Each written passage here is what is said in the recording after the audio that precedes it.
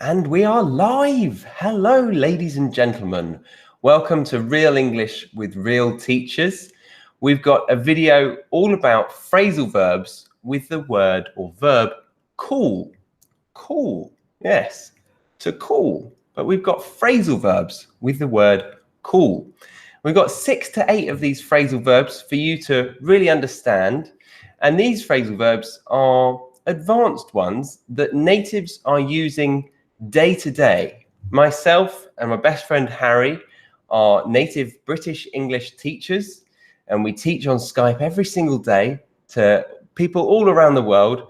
And we've understood that there are many phrases that learners aren't aware of that are used by locals in England. So we think it's a good way for you to learn these phrases by just having a chat and exampling these phrases in context, trying to entertain you along the way. So without further ado, I'll send you over to the co-host of Real English with Real Teachers, Harry.gyles. How are you doing today? Hello, Charlie. I'm very well, thank you. Nice introduction there. Thank you. I like being called a co-host rather than a co-pilot. You called me a co-pilot once, didn't you? Yes, I realised afterwards that is offensive. Co-pilot is the second in command, meaning that I was the leader of the channel. I am not. I am 50% as involved in the channel as Harry. So co-hosts is fair enough, I think. Yeah. I'm going to put that word here. We can have extra vocab down the side. How about that? Yeah. And I'll put it in the chat as well. Lovely. So guys, stay involved in the chat during this live broadcast. And if you're not watching live, welcome anyway. And please write your examples of the phrasal verbs into the comments of the video so we can check that you're using them correctly. Because if you don't use them, you lose them. They won't be staying up here in your mind, in your brain. So let's try to use them today. So Charlie, shall we teach the first one, baby? Let's, yes. So the first one is to call somebody out. To call somebody out. And this is quite informal, in fact. It's informal and it's regarding, for example, if Harry was to explain this, or if I was to explain this incorrectly, either of us could call each other out on it, couldn't we? We could say, I think you're wrong. That's not actually how you explain it. You're wrong. Exactly, yeah. And sometimes that happens. Once we're on immersion course and Charlie spelt agnostic, agnostic. And so I called him out on that. I said, what does agnostic mean? Agnostic. Does that mean you don't believe in eggs? Does that mean you don't believe in eggs? So I called him out on that because he should have written agnostic. He's right, exaggerating. I'd like to say I did not do a double G. I just did EG, not EGG. Oh, you didn't write the full egg? No, that was the whole point, because you wrote it like that and I joked about, oh yeah, it's just one G, mate. And you're like, no, it's a G. Anyway, we're digressing. So yes, to call somebody out is to criticize someone and to ask them to explain what they're talking about, to bring their attention to their mistake. And often it's in public, isn't it? Yeah, in front of other people. Yeah, there was one time I was giving a class with Charlie. We were in Russia, and I made a grammar mistake. We were a bit nervous because, well, we hadn't really prepared anything, or we haven't prepared much, and we were in a university giving a class to loads of Russian girls. They were nice. They were young, but they were nice. They were a nice group of girls. And we didn't know what the hell we were doing. And I said, I made a grammar mistake. Can't remember what it was. Was it quit? Did I say quitted? Yes. If you haven't quitted English by now, then hopefully you've got a future in it or something like that. Yeah. We both saw that the teacher of the class was very suspicious. She was like, quitted. Yeah. But she didn't call me out on my mistake, but she could have. She could have called me out on my mistake, and that would have made me feel like a right idiot, or we could say a right tit, which is fine. I'm sure that's good English. A tit is, if you feel like an idiot, you could say, "Oh, I feel like a right tit, a complete tit." Yeah. Boob. It's odd to add it to right, isn't it? Strange, but it's very common. I feel like a right tit. That doesn't mean the right breast. It means you feel like a complete idiot. That's it, yeah. So we don't want people saying, "I feel like a left tit." You have to say a right tit. I feel like a right tit. I feel like a right tit. So, Charlie, what about the sponsor of this video, baby? Yeah. Why do I keep calling you baby? I don't know. I don't know. I'm not your baby. I'm a grown man, and I'm going to tell you about a lovely company called Lingoda. They are an online language learning platform. Both of us have used them, and we love them. We've both used them for Spanish, and they do a lot of group classes. They also do private classes, but predominantly group classes. And they have a lot of content for you to focus on before the class and prepare for, which we both love. It makes you feel comfortable in your own environment, and then you can be challenged with different levels of skill within the language of other students in the group class. And I think a group class is quite nerve-wracking when it's in an actual classroom, but when you're in your own home, it feels a little bit safer, and you can be challenged in different ways. What do you think? I agree with you. Yeah, it can be nerve-wracking. That's a good word. That means it's something that makes you nervous. So it's kind of split with a hyphen.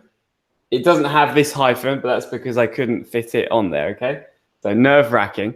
Yeah, I agree. But it still is nerve-wracking, and anything that makes you nervous is good when you're learning a language. It's a good challenge to make you feel more confident when speaking in front of other people. Lots of my students suffer with, real shyness when it comes to speaking in front of others. So it's a great way to step outside of your comfort zone and to feel more confident in using the language. I'm currently participating in their half marathon. Basically an intensive course of Spanish classes. So I'm learning Spanish on there, and I absolutely love it. I really, really do. The classes, they follow slides, but the teachers are very flexible. So if you want to just have conversation, they're happy to go away from the slides and talk. So it's been really good. You can talk with lots of different teachers from different parts of English speaking world.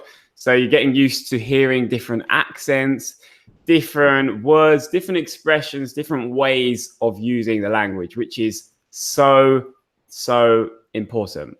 So if you'd like to try Lingoda, there's a link in the description box below. It's very affordable. It works out at around $8 per group class. €8. Right? €8. Oh, pardon me. About €8 per group class. And if you really, really like it, you can sign up, and you're given 20% discount on the first month of Lingoda, and that's with our code REAL3, right, Charlie? REAL3. That's it, REAL3. Yes, and it's not just English. You could also learn German. You could learn Spanish, like us, or you could learn French. And they also have an English business section. So you can learn any of those languages with our code for 20% off the first month. And that's €8 per group class, which is pretty good value. It's such good value that cheapskates like Harry and I love it. We do, yeah. We're absolute cheapskates. That's a good word, Charlie. A cheapskate is somebody who doesn't like paying much. They like getting getting free things. They will avoid paying lots of money, right? Exactly. Yeah. A cheapskate. One word. Yeah. Okay. Honestly, yeah. So there we go. That was Lingoda. We hope you enjoy that. But continuing with today's phrasal verbs with call. The first one we said call somebody up or call somebody out. Sorry, call somebody out on something that they've made a mistake on. I'm going to call you out on that mistake. I'm going to expose you, criticize. But there's another meaning to call somebody out, isn't there, Harry? Yes, there is. Yes, there is. So sometimes we have a problem. Maybe the boiler is broken and you don't have any hot water. Or maybe your mum is really sick and you actually need a doctor to come to your house. Or maybe you lock yourself out of your house. That happened to me once. I locked myself out of my house and I didn't have the spare keys. The spare keys were also locked in my house, which was stupid. So I had to call out a locksmith, or I had to call a locksmith out to come and break me into my house. So it means ask to come. Ask to come. Call somebody out. I remember when I was younger, I would often miss the last train home, and then I'd have to ask my parents to come and get me. So I'd have to ask them out, ask them to come and collect me late at night. You asked your parents out. I asked your mum out. Oh, get out. Yeah, to ask somebody out as well, to go on a date, to suggest going on a date. That's it. Yeah. So okay, so you called out your parents on that occasion. Did they come to get you? They always came to get me. Yeah, they were very good parents. I was a bad child. I didn't learn from my mistake. Silly me. But there we go. To call somebody out. So we want you to get active in the chat. Tell us, who have you had to call out? Is it a mechanic for your car? Is it the doctor for your neighbor who's been dead for 3 weeks and has started to smell? Have you ever had that, Harry? Well, a neighbor who has died, and the only way we've realized is by the smell of their corpse. Correct. That is my question. That's a very good question, Charlie. Yeah. Just the other day, in fact, I was calling by. Oh wow, we're going on to the next phrasal verb without warning. I called by my neighbor's house because I wanted to have a chat. Yeah, I wanted to just catch up, and then I smelt his dead body through the letterbox. Oh, that's disgusting. Okay. So he obviously didn't let you in. You just opened the letterbox and there was a strong pong in the air. There was a pong. Yeah, a very strong smell. A pong. Yeah, exactly. So I called by. I mean, it's not true, guys. Don't worry. My neighbor's not really dead. At least, well, they could have gone in their sleep last night, but I don't think so. So if you call by somewhere, it means you go to you visit somebody for a short while, and maybe you are already on your way to another place. So I could say, Dad, I'll call by. I'll call by on my way to town. So I'll come and see you briefly before I go on to town. Yeah, so a short visit. I'll call by to see my nan before I see my friends for the whole night. Yeah, call by, have a cup of tea, and then I'll be off. Well, I know what you're doing with your nan there. You're going to call by at your nan's house so that you can raid her alcohol, I don't know, collection. Stash. Stash, yeah, her stash. That's a good word. What does that mean, your stash? A collection of things. A stash. Yeah. Yeah, that's it. Yeah, it's your your collection. My dad has a stash of alcohol behind the piano. Oh, really? He used to always keep a stash of old vintage beer behind the piano. And when my friends or friend, if I had one, came over, we would normally go over to his stash and, try to take a beer. We were very naughty, and my dad's probably watching. So sorry about that, Dad. Is this the first time he'll have heard about it? Well, no, he did know. He did catch us a few times. Yeah, I remember in the morning him saying to us, "Oh, why don't you have another beer, Harry?" Okay, so Harry raids his father's alcohol stash. Does your father have any other kind of stashes in his house that you might have Not seen? Not that I know of. Not that I know of. I guess you're referring to maybe a stash of stamps. No, slightly more raunchy, more sexual than that. Yeah, a stash of magazines, but I'll let you guys figure out what I mean. Yeah, so there we go. There we go. To call by your parents' house quickly. It's nice. Okay, so we'll put here short visit is the main thing we need to remember here. It's a short visit Yeah, somewhere when you're going somewhere else. Yeah, and and that word. Oh, sorry, I was going to say that the other one, call in on somebody. call in on somebody. Okay, so that's with the same meaning, right? Yeah, you can use them in a perfect exchange, pretty much. It's just to visit someone for a short time. Yeah, I'll call in on my nan for a quick cup of tea. It's the same. I'll call by at my nan's house. I'll call by at my nan's house. I'll call in on my nan for a cup of tea. Yeah. Yeah. As you're in Australia, Charlie, maybe I should call in on your nan this week, see if she's okay. Yes.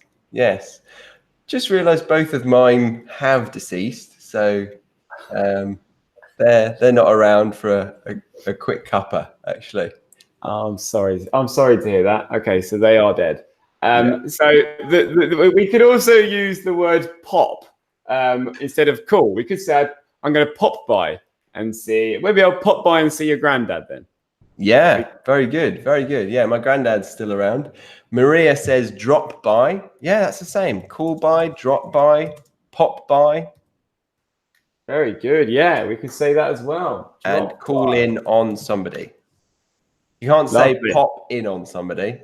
That would be strange. Or you can't really say drop. Oh, drop in on somebody. Can you say that? I'll drop in on you. Yeah. I'll drop in. I'll pop in. I'll drop by. I'll pop by. All of them. All of the above, I think. Not pop in on somebody. I'll pop in. Yeah, not on somebody though.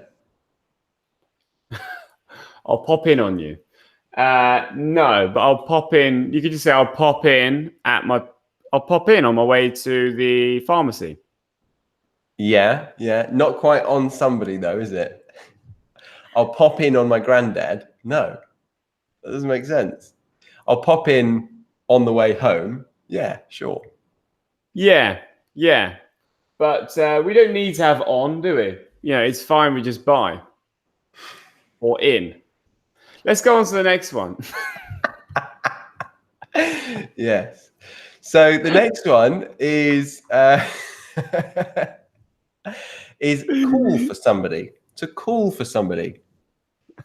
So to go to a place in order to collect someone. I'll call for you at 8, for example. I'll call for you at 8. Very good. Yeah. When I was a kid, I used to live on the same street as my best friend, and he used to always call for me on the way to school. He used to always call for me on the way to school. So he would walk to my house, knock on the door, and he would say, "Is Harry in?" And then I'd come to the door. "Hey, how's it going?" And we used to play a funny game on the way to school, Charlie. I wonder if you used to play this. It was called Shit Boy. No, I thought you were going to say knock down ginger. No, what's Oh. shit boy? Shit boy is basically you would try to chaperone your friend, force your friend to walk through dog poo, and you'd walk with them, and you try to make them stand in the dog poo. And if they stood in the dog poo, they were then shit boy until the next person stood in dog poo. So that you would be called shit boy for the whole time. So he would call for me, and then call me shit boy. That's very good. Yeah, that's a good game. I think Right. we did that in Amsterdam, didn't we? You managed to chaperone me into horse poo. Yeah, did I try to do that? Did I I do it don't know on if you purpose? tried to, but you definitely succeeded because I had a shoe full of horse poo, or the sole was completely covered in horse poo. I think it was your own doing. I don't think I made you. Yeah. I think it was your own doing. And ding, ding, ding. Well done, me, because that was a good expression. Your own doing. Yeah. Explain it. Go for it. Real teacher in the Okay, house. well, I will. I will. Thanks very much. So if something is your own doing, it means it was your fault. It was your fault. So you have the responsibility for something. So Charlie said, well, you made me stand in dog shit, in horse shit and or poo. And I said, well, it was your own doing. You know, I didn't make you do it. It was you. So somebody's own doing. Your own doing. Yeah. Nice one. Thank you. So call for somebody. You can call in and then call for them, couldn't you? I'll call in on you on the way home. No, you can't really, can you? No, Can't do that. we wouldn't say that. I'm getting too complicated. Because if you call in on someone, you're then going to go somewhere else. You're only going to visit them for a short time, and then you go and you might call in on someone or drop by, and then call for someone else after. Right? Yes. Perfect. Okay, ready to go on to the next one?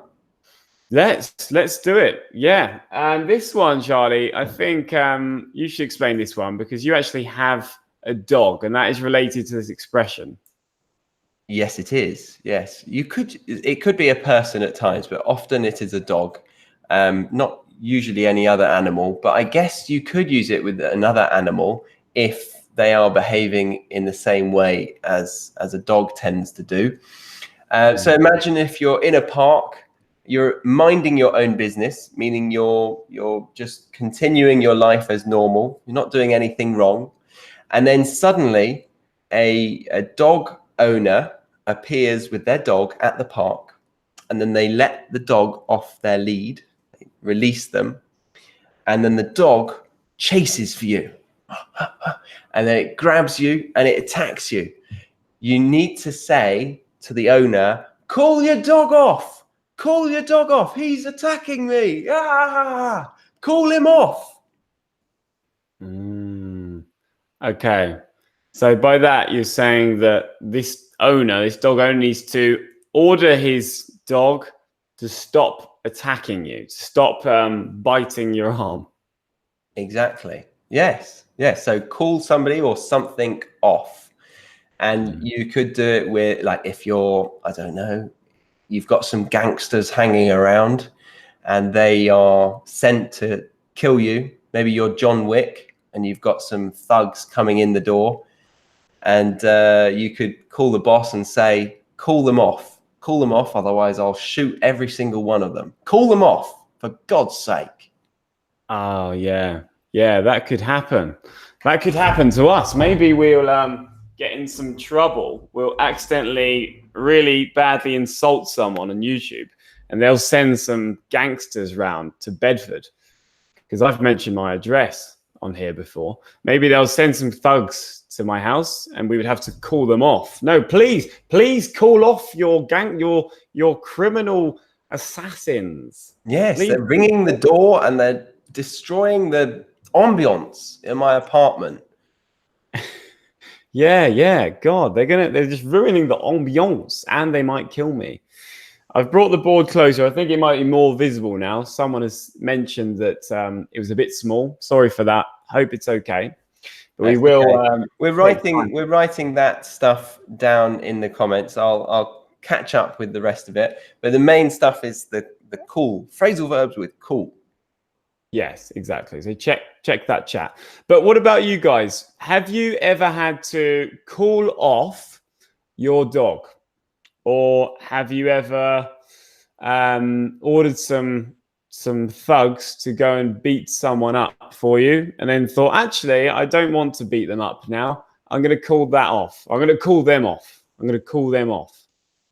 Maybe. Let us know in the comments. So let's go on to the next one.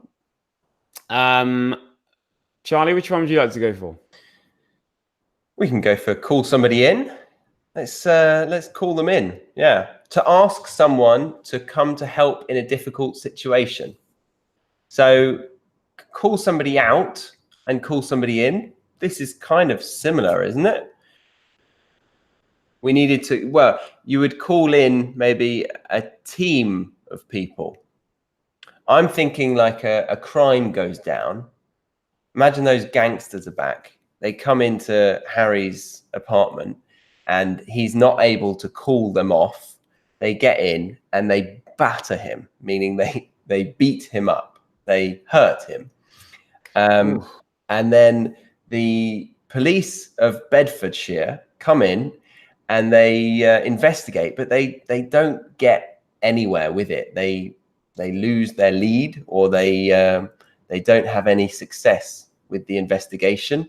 They might need to call in the next department. And in America, you could say, we're going to call in the FBI. Maybe you call in MI5 or MI6, depending on which one is relevant. But yeah, so to call in the FBI. Very good. Yeah. Maybe they would have to call in James Bond or something. Yeah. If it got really serious. Yes. Or call in the military to Harry's flat. Call in the military. Wow. Okay. Yeah. The Bedford Military Brigade. Maybe they could call in the Scouts. Yeah. Were you there we go. What? A scout? I was never a scout. Actually, I never had that particular avenue of pleasure as a child. Never really had it. I wasn't very jealous of it though. I think my brother was a scout. This is like a group, an organized group where you are doing like kind of little military activities, but as kids. Like you go and make fires and explore the woods, and you do good things in society. Like you might have to help an old lady to cross the road, things like that. And you do this to earn badges, to demonstrate, you're a good human being. Yeah. And there's different levels. A beaver, a scout.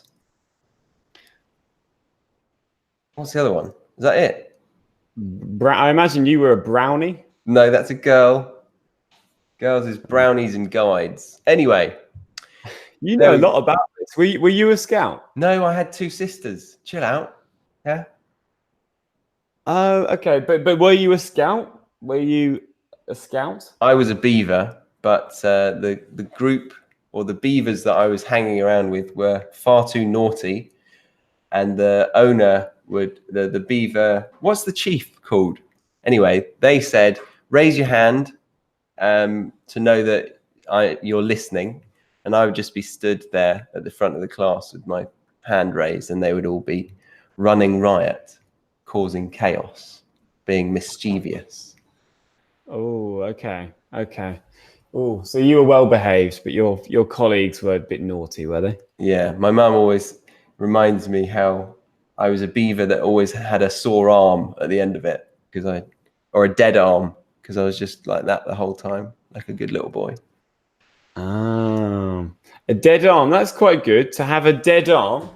You could use this about any part of your body when you you cut off the. Is it what you cut off the circulation somewhere? Yeah. And you lose the ability to move it properly. And you go, oh God, I've got a dead leg. You know, sometimes when you sit in one place for a long time, your leg goes dead. You say, oh, I've got a dead leg.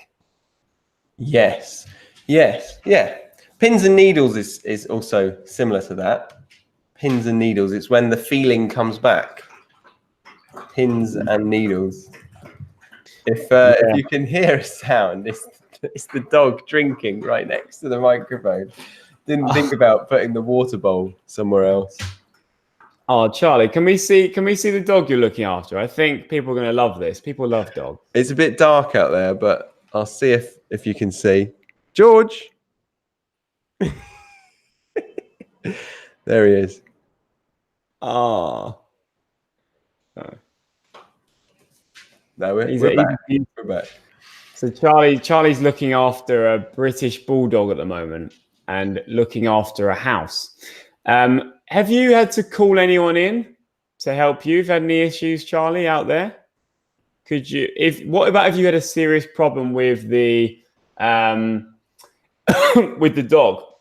Would you maybe I don't know, call out for a vet? Call out a vet, yeah, you could call out a vet. We haven't had to yet. We've been quite good at keeping him clean and hygienic. There's one thing that you have to do is put cream on his bottom. He's got a condition, so that's lovely to do. But we've been doing that, so we haven't had to call out a vet. We haven't had to call out a plumber. The water is fine. All is dandy. All is good. Okay, all is dandy. That's quite good. Everything is fine. I don't know why I chose this angle. So all is dandy, meaning everything is fine. That's good. I'm glad to hear that. I'm very glad. And you haven't had to call off George, the dog. You haven't had to call George off, and he hasn't been attacking anybody. The other day when we went to the park, he was getting a little bit carried away. Carried away with another bulldog, and funnily enough, it was a French bulldog. He's a British bulldog, so French and British. But yeah, he was biting its collar. The collar is the strap around its neck. Apparently, it's his signature move. Okay, so he went straight for the neck, for the killer bite. Yeah, so we had to call him off the other dog. Okay, that's good. That's good. What about has he called for anyone?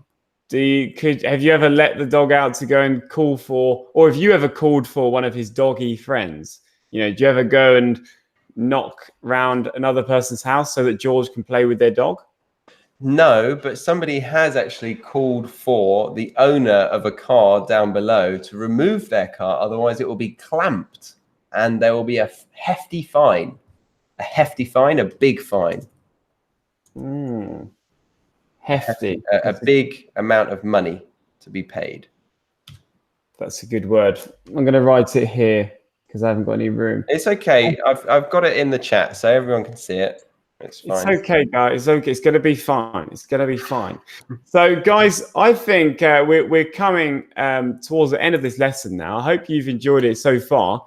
But please write in your examples of these words, of these phrasal verbs, because we're going to take a little bit of time now to read them out, to check that you're using them correctly and respond to your examples. Does that sound good to you, Charlie? It does, yeah. We've got some good comments in there. So thank you very much for participating. Now we will get to them and see how you have done using them in the chat. So I've got one from Cameron. Journalists should call politicians out on topics that they are responsible for. Good usage. Very nice. Yeah, to call out somebody, to criticize, to bring people's awareness to what they're doing wrong. Very good, very good. And then we have an example from Cameron. I called by my friends on my way to work because I was hurrying up. That's a really, really good example, Cameron. I would say because I was in a hurry. Because I was in a hurry. But your use of that phrasal verb, call by, was perfect. I called by my friends. I called by my friend's house. Really good. Very nice. Cameron twice. Gozier says, calling learners out on mistakes. It's a great way to remember things better. Yeah, okay. Calling learners out on their mistakes is a great way to remember things. Yeah. Very nice. Very nice. Very good. Really, really good. Okay, then we had I love this name, the Godforsaken Island. Okay, the Godforsaken Island said, once I called a friend out on a date, but he misunderstood my intentions and asked other persons if they wanted to come. Okay, that's really, really good. Good effort. But I would say I asked a friend out on a date, but he misunderstood my intentions and asked other people to come with him or her. I don't know what your preference is. But that, yeah, really good, really good. So ask someone out. To ask someone out is to invite someone on a date. Okay. Julia says, my laptop broke down and I had to call my friend out to help me out with it. Nice. Thank you, Julia. I would say my laptop was broken or was malfunctioning. Broke down is more related to vehicles, I would say. My laptop was broken and I had to call my friend out to help me out with it. You're using out a few times there, maybe just to help me with it. Yeah, but good usage of to call my friend out. Brilliant. Good. And Maria has said, I called off the meeting. So we haven't actually talked about this meaning of to call something off, but it's an alternative for this. It's another meaning. So it's not about telling a dog to stop attacking somebody. It's about canceling something. So maybe you have a plan. You have some kind of engagement. You call it off. So maybe you could call off a wedding. Some people get engaged and then they realize they're not very happy. Or something else happens, like someone dies and they have to do a funeral. So they have to call off the wedding or postpone the wedding. Very good. So, yeah. Or like a sport could be called off due to the weather. Oh, the football's called off today. It's raining. It's terrible outside. The pitch is waterlogged. It's full of water. Very good. Yeah, very good. Well, we could have called off this class. You know, if we imagine one day we might run out of phrasal verbs, we would have to call off the class, wouldn't we? Yeah, never. Or if George the dog was barking too much, we might have to call it off. There you go. But he's been a good boy, hasn't he? Been a very good boy. I think he's been given 2 treats that are going to give him a lot of he's going to have a lot of salt in him right now. It's going to be a windy night for you guys.